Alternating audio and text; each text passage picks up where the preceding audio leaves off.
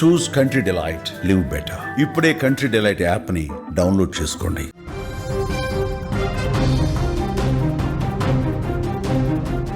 తీరం దాటిన తుపాను మోంతా శాంతించలేదు, తెలంగాణను పూర్తిగా ముంచెత్తింది. 2 రోజులుగా రాష్ట్రంలో భారీ వర్షాలు కురిశాయి. ఉమ్మడి వరంగల్ జిల్లా ఖమ్మంతో పాటు చాలా ప్రాంతాల్లో కురిసినటువంటి కుండపోత వర్షాలు, ఆకస్మిక వరదలు ఆస్తి నష్టం మాత్రమే కాదు, ప్రాణ నష్టం కూడా కలిగించాయి. ఏకంగా 12 మంది నిండు ప్రాణాలని బలి తీసుకున్నాయి. ఉమ్మడి వరంగల్ జిల్లాలోనే అత్యధికంగా 8 మరణాలు సంభవించడంతో ఆ ప్రాంతం మొత్తం కూడా శోక సంద్రంలో మునిగిపోయింది. మృతుల్లో కొందరు వాగులు దాటే క్రమంలో కొట్టుకుపోయారు. మరికొంతమంది గోడ కూలి ప్రాణాలు వదిలినటువంటి ఘటనలు గుండెను పిండేస్తున్నాయి. తుపాను బీభత్సానికి మరొక 4 వ్యక్తులు గల్లంతయ్యారు.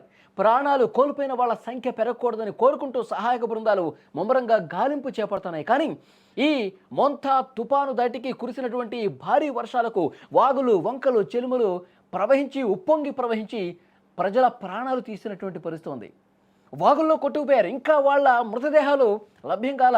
వాటి కోసం సహాయక బృందాలు వెతుకుతానే ఉన్నాయి. కానీ ఆ కుటుంబ సభ్యులు మాత్రం కన్నీళ్లు పెట్టుకుంటూ ఉన్నారు, రోధిస్తూ ఉన్నారు.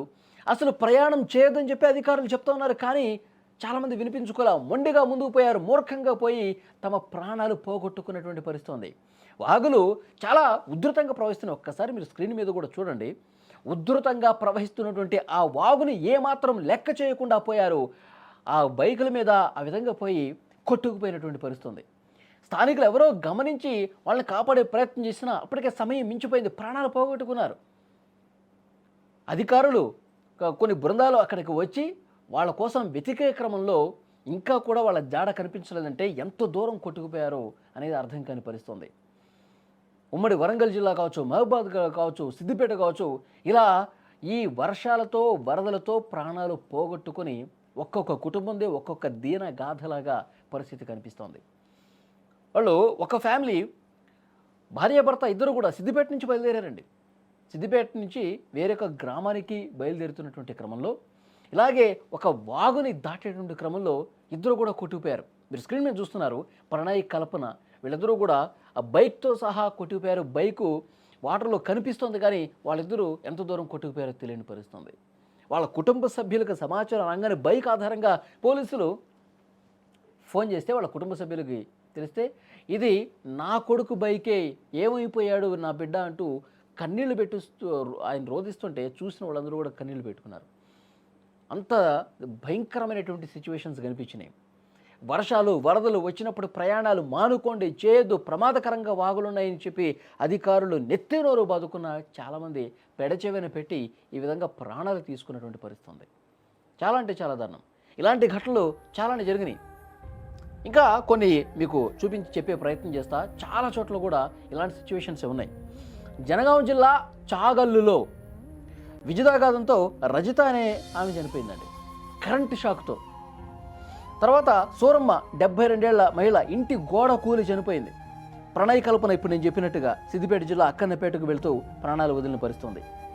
ఇంకొక చోట వరంగల్ జిల్లా వర్ధనపేట మండలం దమ్మన్నపేటకు చెందిన బీటెక్ విద్యార్థిని శ్రావ్య 18 సంవత్సరాలు శివకుమార్ అనే వ్యక్తితో బైక్ మీదకు వెళ్ళింది.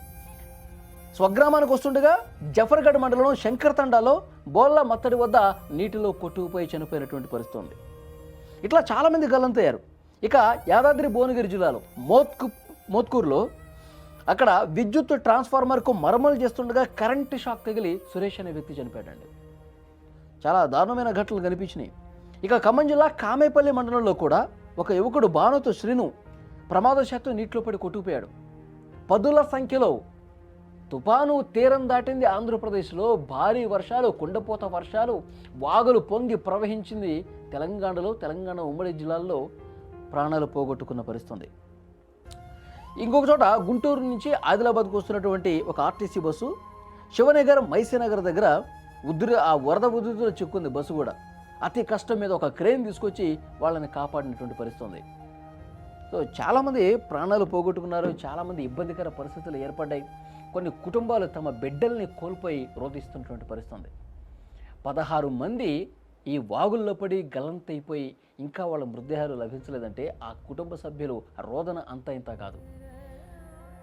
చాలా అంటే చాలా భయంకరమైనటువంటి సిచ్యువేషన్స్ కనిపించిన కుటుంబ సభ్యులు ఒక్కసారి మీరు స్క్రీన్ మీద కూడా చూస్తూ ఉన్నారు.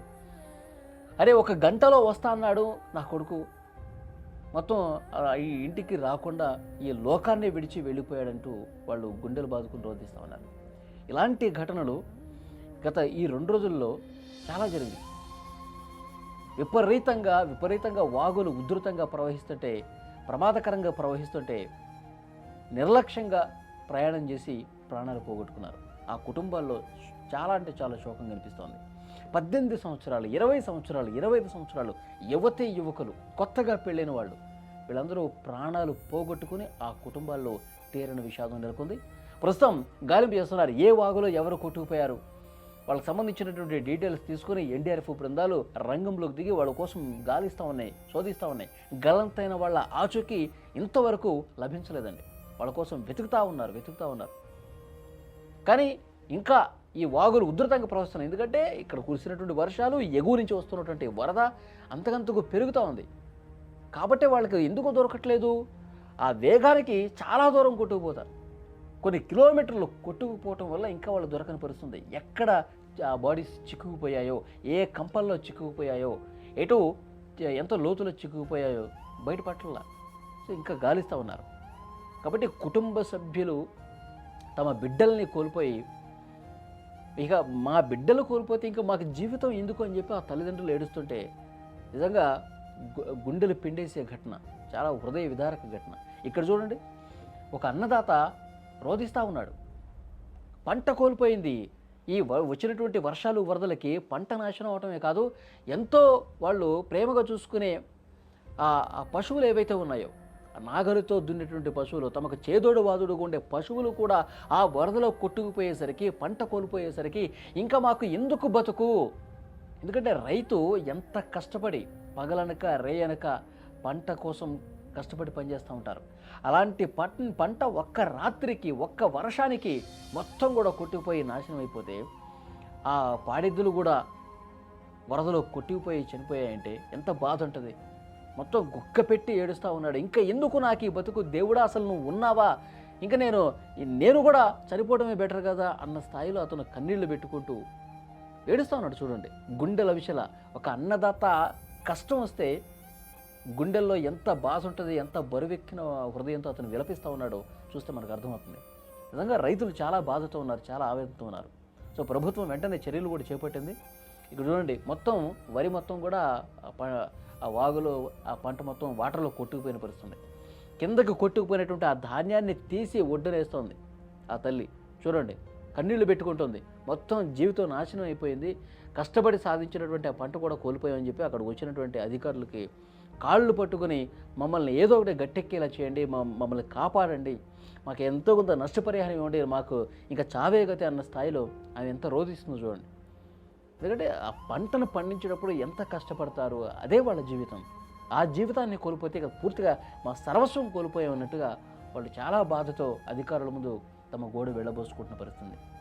సో తెలంగాణ వ్యాప్తంగా కూడా చాలా జిల్లాల్లో ఇలాంటి హృదయ విదారకమైనటువంటి దృశ్యాలు కనిపిస్తున్నాయి. ఒకవైపు బిడ్డల్ని కోల్పోయి, కుటుంబ సభ్యులను కోల్పోయి, పంటను కోల్పోయి, పాడి పశువులను కోల్పోయి తీవ్రంగా రోధిస్తున్నటువంటి పరిస్థితి.